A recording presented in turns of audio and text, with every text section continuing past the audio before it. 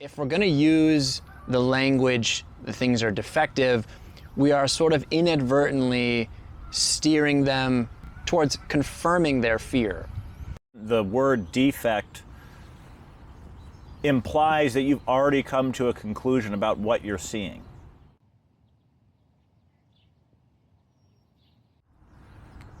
We've seen terminology evolve in arboriculture. We've seen the D in code it be changed from decay to damage or dysfunction. We've seen SRT Changed to SRS. or DDRT to moving rope system or Yeah, MRS. yeah. So like this is to say that these changes to our terminology matter, and it's not just pedantic. It's not just, we don't address these things because we're bored and have nothing to do. Changing even one word in these sentences that we use so frequently changes how we interact with these concepts, it changes our relationships with them, and it sort of changes our understanding of them. Especially when it revolves around client to arborist interactions. Totally. I think that's something that we preach a lot about is that a lot of arboriculture just happens in conversation. I mean, we've said that time and time again, and I think we have given some examples, and we've talked a lot about this idea that we need better outcomes for trees, but we've only ever just said that. So I think moving forward, in addition to our critiques of arboriculture, we're also going to be supplementing our grouchiness with how do you actually gain levels as an arborist? And how to apply some of the things that we've talked about, and sort of what our experience has been, and what we've done to change, or how we've changed our approach to. I don't know if that. How we've changed our approach from working at other companies to now we have full control over our approach. What have we done that has helped us better achieve good outcomes for trees and good outcomes with our clientele too? The conversation for this episode is about how changing a single word or replacing a single word has really led to more constructive conversations towards getting these good outcomes for trees. And that word in particular is defect, and replacing it with other more neutral words, but we'll kind of dive further into that later on. Our practice is sort of predicated on when the clients are educated or they're informed and they know that you are trying deliberately to achieve a certain outcome, they let you do arboriculture. They give you the reins. Yeah. The client doesn't get the impression that you're just sort of after their money or trying to sell them something, that you have the best interest of their trees in mind, or you have the tree's best interest in mind. Yeah, that's a better way to say that. Yeah. So around 3-ish years ago, we stopped using the word defect when communicating about a certain feature on a tree.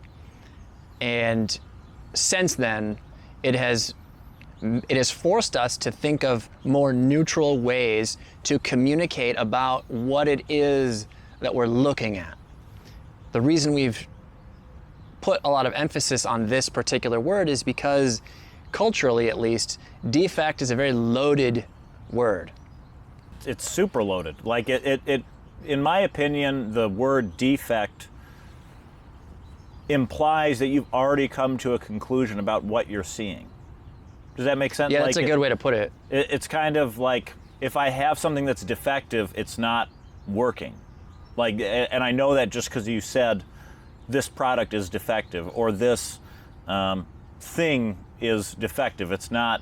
But a lot of times, when we're having these initial conversations, it's our first time seeing the tree. We haven't even done any sort of risk assessment or really investigating like much further, like hardly deep at all. We're just meeting the client and sort of looking at their tree, just a visual assessment. And by throwing such a loaded term that has a negative connotation for safety is not, I don't think it's good grounds to start on when you're meeting with the client, especially if you have the intention of wanting to keep trees around. You're kind of shooting yourself in the foot if you're, a practitioner. When we get a call to look at a tree, sometimes we are interacting with a client who is genuinely afraid of something.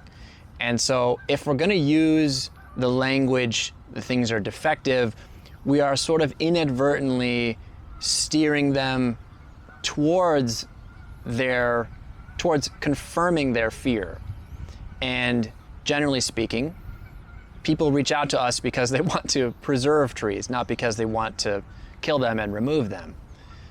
This being said, we still have to navigate these discussions carefully with sincerity, because we're not just gonna say to someone who's afraid, like, it's fine. Like that doesn't do a whole lot. So being able to communicate about them in a neutral term signals to the client that I'm going to be very deliberate, I'm going to be looking at things carefully, and I will reach a conclusion that is well thought out, and I'm not going to be able to do that by just a 2-minute glance at this feature, this decay area, let's say.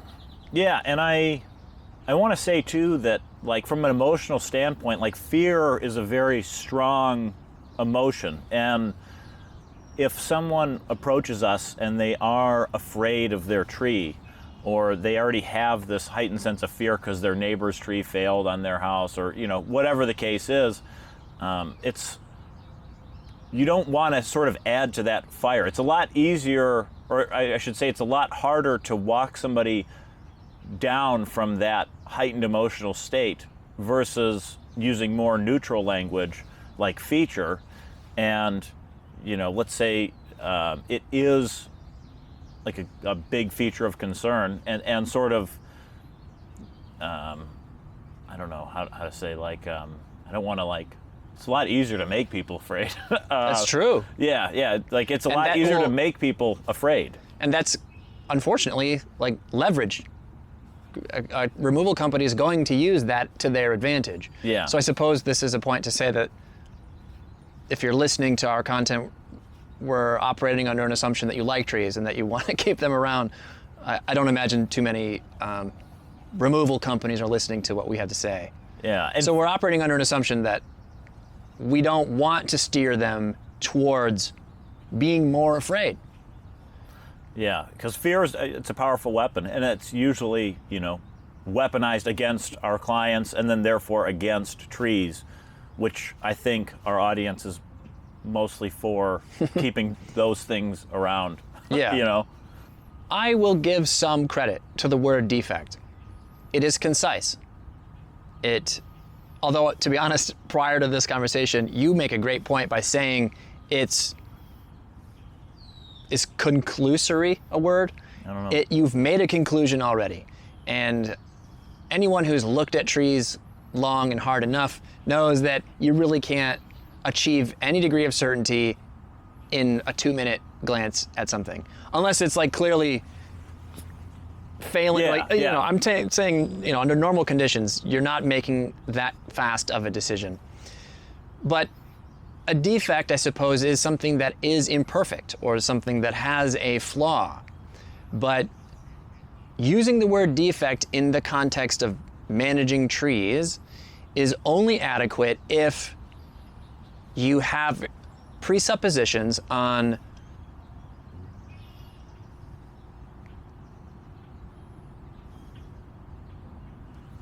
I'm so close. I gotta change my foot's asleep. I'm so close.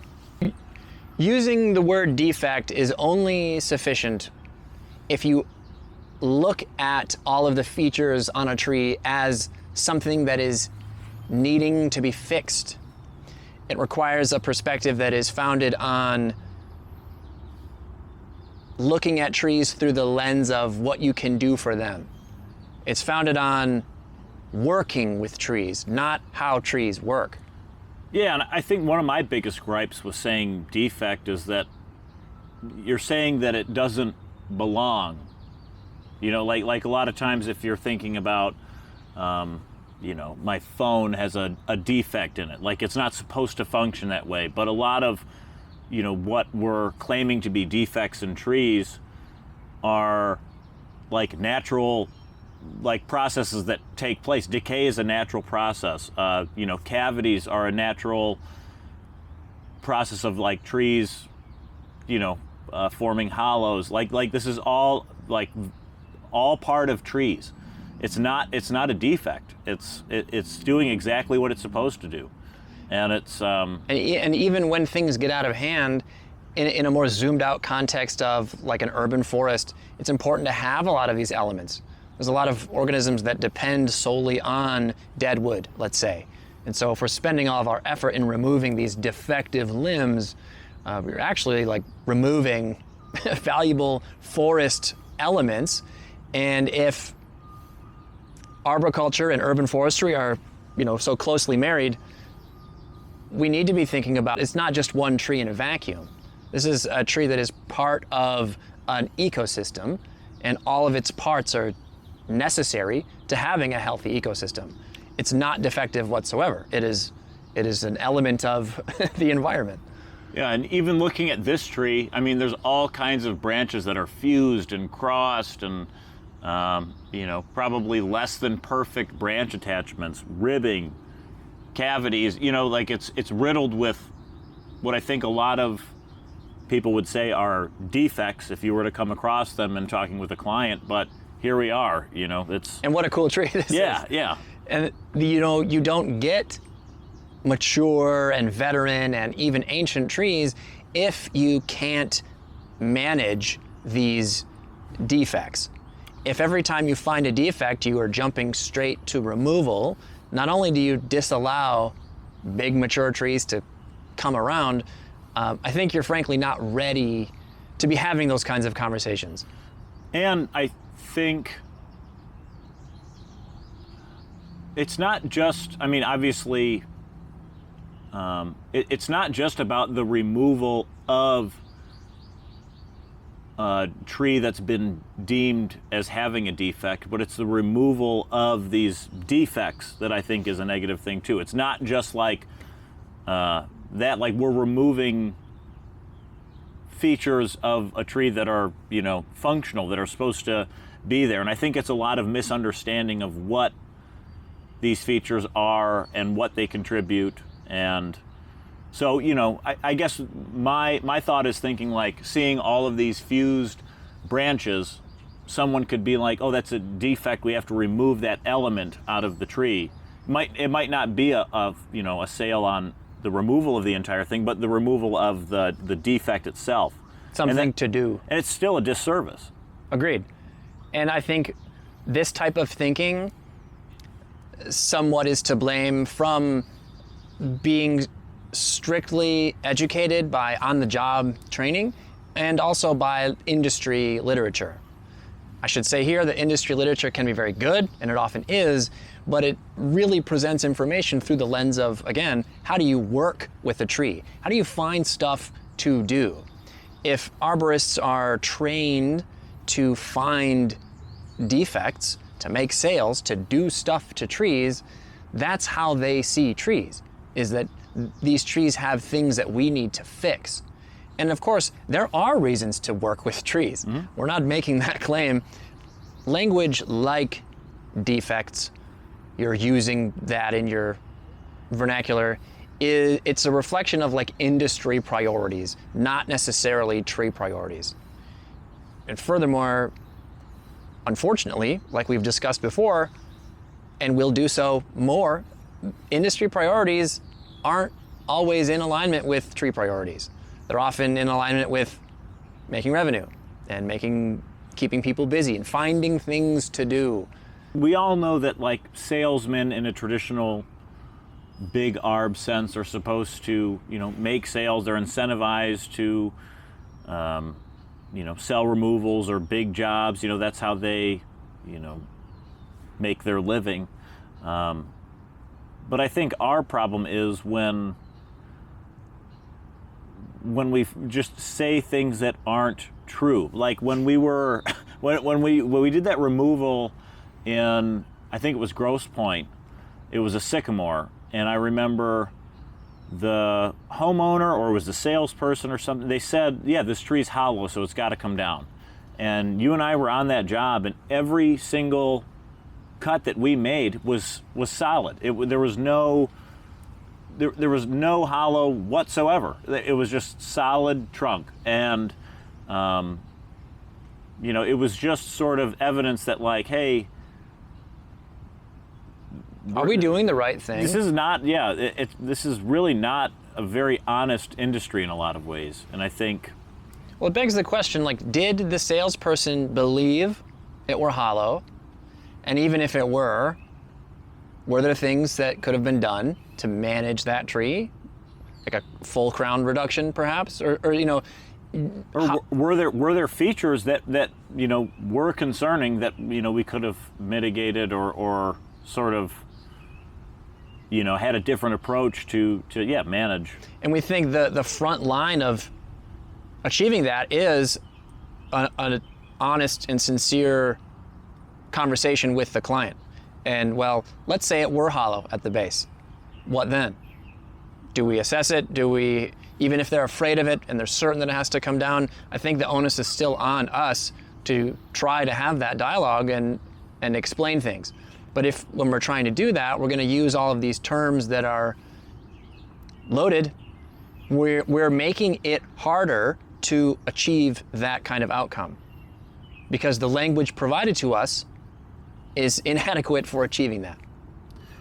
Yeah, and I think, maybe 30 years ago it was different, but now we have means of assessing, like, true risk of these features. We have that tree scanning capability, we have tomography tools, we have resistographs, we have stability models to plug these trees into, or features of these trees into, to actually quantify, all right, like, what is the level of risk here, like, and we can give actual data.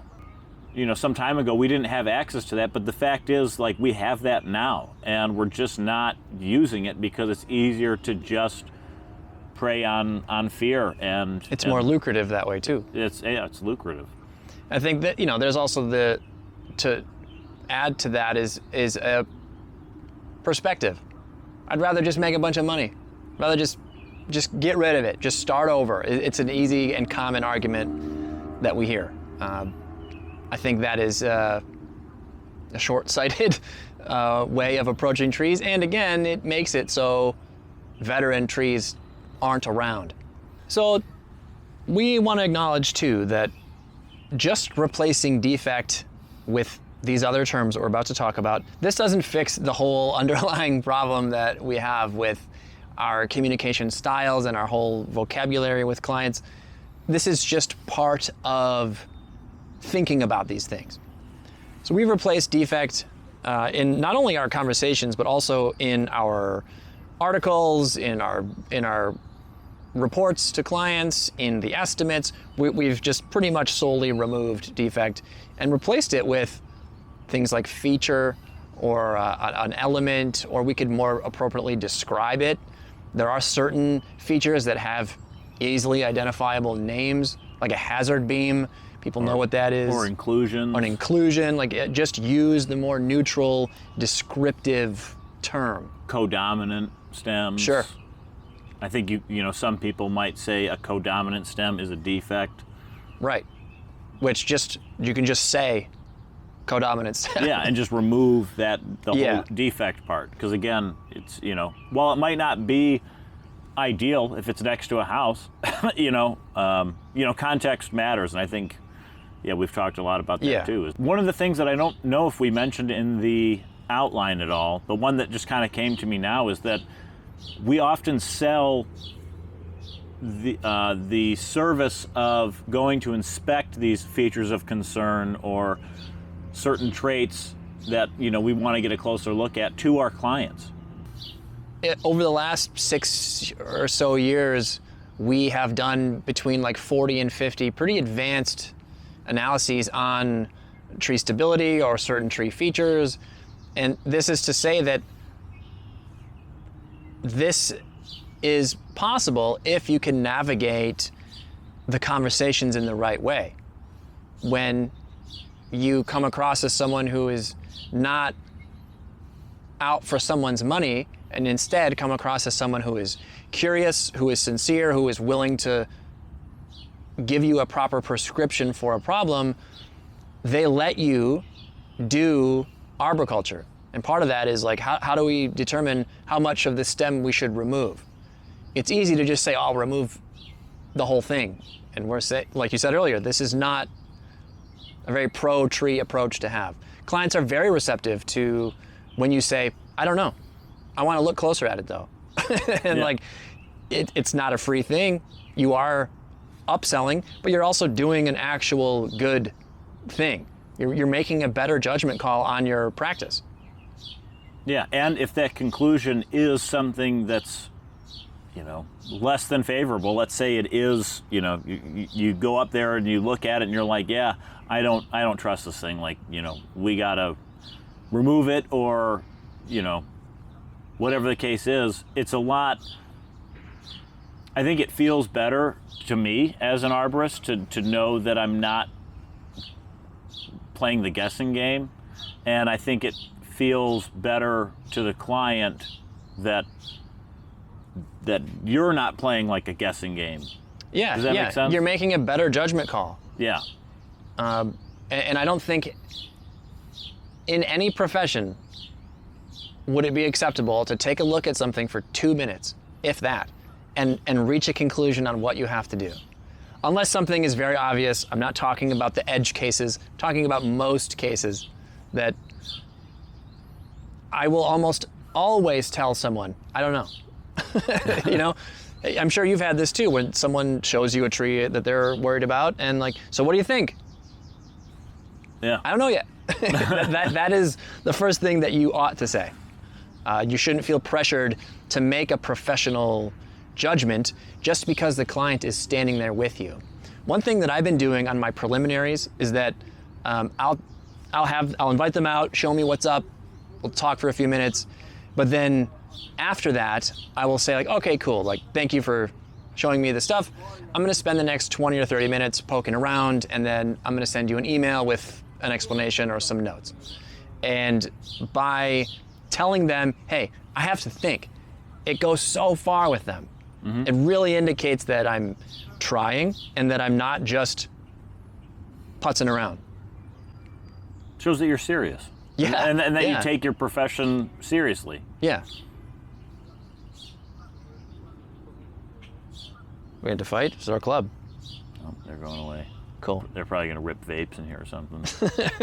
Yeah, and sort of on that same note, or a similar note, like it's important to do a full assessment of these things before you apply a label to it. And my feeling towards the words defect is that you're already applying a label that is negative to something that you probably haven't really thoroughly looked into. I think a lot of arborists don't have as good of an understanding of risk and of how certain features affect stability or flexibility, and that is a good thing. That should be an exciting domain for people to look more into. After you and I started toying around with some of these more advanced assessing tools, it unlocked a whole different understanding of tree stability that without ever dipping our toes into this, we would have never known about. And honestly, on the whole, like it made me a lot less nervous about tree stability. Yeah, yeah. Like we've seen some pretty gnarly, decay features, and thought like, man, this isn't going to rank well in the scanning, or and then comes out and they're like, yeah, just 15-20% ground reduction and you're good. Yeah. I'm like, how? Crazy. Yeah. It's really nuts, and I think it. Yeah, I think it actually made my threshold for risk much greater? I think it would be greater. My threshold being greater. I think so. Okay. You don't need to have all this fancy equipment to have good perspective. It's important to know when you might want to use a fancy piece of equipment, when it's appropriate, when it's not. We should say that despite having fancy equipment, we don't always use it. That said, by being someone who the public can rely on to have an objective perspective on trees, you're gonna get the phone calls or the emails that lead you to having cool trees under your care, such as this one. If you are branding yourself as the best removal company in the state of Michigan, then the calls you're gonna get, the clients are gonna self-filter to some degree. So you're gonna get clients who don't really like trees. But if you are presenting yourself and can speak as someone who is objective, you're gonna get the calls and the projects that you actually want. As arborists and working in the way that we work, we like preserving trees, and that's not just about avoiding removals or like talking people out of doing removals. It's about being intentional with your practice and being intentional as an arborist and sort of taking your job seriously. Preservation is about like doing the work, like managing risk and having good long-term outcomes for trees. Understanding that trees are oftentimes, when they're large and mature, they're less than perfect. There are imperfections or features that might be less than ideal, but this is nature that we're dealing with here. It's not. Look at any ancient tree. Yeah, they're all they're all gnarly and disheveled. And that's what makes them cool. Yeah, and that's what makes them critically important to the ecosystems that they're in, and as like permanent residents in the communities that they're in. And failing to recognize that, a good arborist would not fail to recognize that. We have to stop this kind of cookie cutter approach to every tree scenario. I get that, roof clearance probably looks the same on on this guy's tree to this guy's tree. That all kind of looks the same. But when we're talking about managing risk and these sort of more advanced features in large and mature trees, your approach can't be necessarily the same. There's a lot of the similar principles that come together, but the one feature on a tree that's in this person's back corner of their yard that has no targets, I'm not necessarily going to do anything, versus if it's right up next to their garage. And it's all to say that like there aren't two scenarios that are perfectly identical. Yes, and I think the more you work with trees and the more you think about them, the more you realize that each scenario is different. And it's kind of what makes our job really cool. It's not just, talk to any burnt out arborist. They're just sick of removing trees all the time. The setup is more or less the same. Sure, the rigging scenarios and stuff are usually different, and I'm not a removalist per se, so I can't really speak to that, but it's We've heard this complaint from a lot of our arborist friends, and that disillusionment is kind of a common theme among more veteran arborists.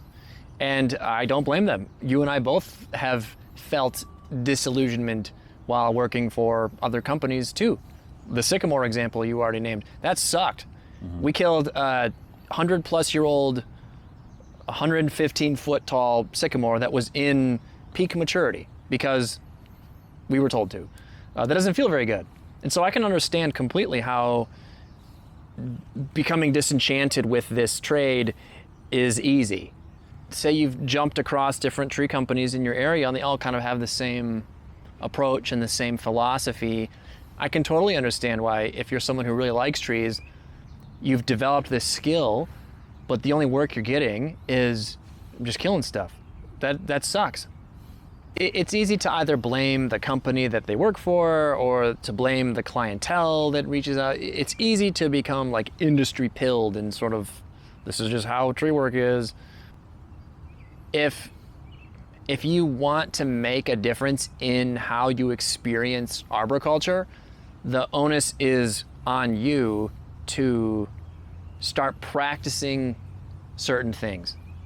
I understand that, you know, if you're just a worker in a larger company, I understand that you're limited to some degree on which knobs you can twist, whatever. But I think just like how we all get better at climbing by putting reps in, I think you have to put reps in practicing having good conversations with clients. There's no supplementing that without doing it. It's just like climbing. You will not get better at climbing if you don't put your harness on and go up. Yeah. There's no amount of thinking about climbing that will make you better without execution. And with the same exact thing applies to having good conversations. And we think that probably should be a skill that you work on first before you do anything else, is how do you communicate what you know in a way that the client is going to receive in the earnest way that you're trying to say it in.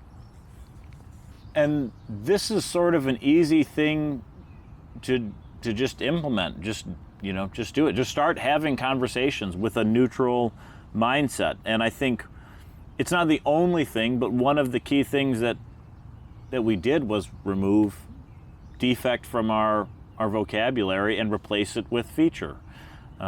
We do a number of different things, I'm sure, but this is one that I think we've talked about a lot when it comes to dealing with clients and trees, that has made probably one of the larger impacts on how we practice and approach tree care. I think it's important to not assume that your client's decision is made up quite yet. You know, despite if they're afraid of a cavity or that their neighbor's tree failed on their house, you know, it's important to not assume that they've already come to a conclusion. I think that's a good way to approach it, with an objective and very neutral attitude. Mm-hmm. Even if their language doesn't specifically say, I want another opinion, if they've called you out there and you're an actual professional, they are expecting a professional level input. It doesn't mean you give them a free, thorough analysis, but it means if they're expecting you to take a quick look at something and say, well, what do you think? The onus is on you to say, look, I don't know. I have to take a closer look at this. And that's not a signal that you're incompetent. It's not a signal that you're bad. It's the opposite. It's showing that you're thoughtful. Yeah, and that's, I think, the easiest and most important first step in achieving better tree outcomes. You gotta give a shit. I think the conclusion is always gonna be, you have to give a shit. Like, every video has the same conclusion. You have to give a shit. And if you don't, then... What are you doing? Then what are you doing? Yeah, I think that felt good. I hope it was recording.